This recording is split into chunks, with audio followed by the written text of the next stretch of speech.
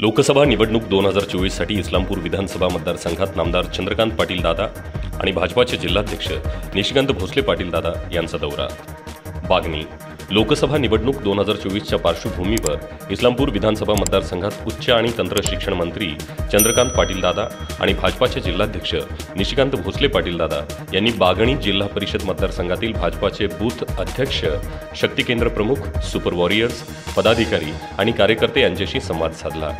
यावेळी तिसरी बार मोदी सरकार असा निर्धार करून हातकणंगले लोकसभा मतदारसंघाचे महायुतीचे उमेदवार धैर्यशील माने यांना बहुमताने विजयी करण्यासाठी अहोरात्र झटण्याचा कानमंत्र दिला. नामदार चंद्रकांत पाटील दादा यांनी पदाधिकारी कार्यकर्त्यांना हा कानमंत्र दिला. यावेळी निशिकांत भोसले पाटील दादा यांच्या नेतृत्वाखाली अगली बार 400 पार मोदी सरकार आणि महासत्ताचे स्वप्न साकार हे करण्यासाठी हातकणंगले मतदारसंघातून महायुतीचे उमेदवार निवडून देण्यासाठी आम्ही यशस्वी होऊ असा विश्वास उपस्थित भाजपा पदाधिकारी आणि कार्यकर्त्यांनी नामदार चंद्रकांत दादा पाटील यांना दिला.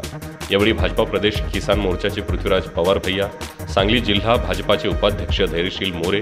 भाजपा तालुका अध्यक्ष निवास पाटील, वाळवा तालुका मनसे अध्यक्ष सनी खराडे, माजी नगरसेवक विक्रम पाटील भाऊ, प्रांजली अर्बन निधी बँकेचे चेअरमन अक्षय पाटील, माजी सरपंच बबन शिंदे, उपसरपंच संतोष घनवट,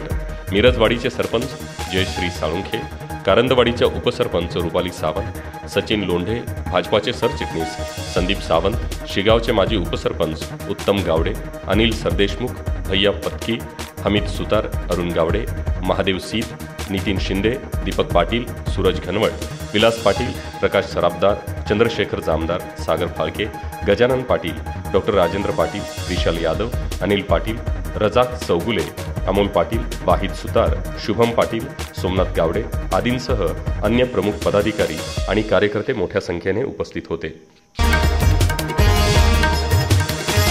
सांगली डिजिटल जमाना, डिजिटल बातम्या.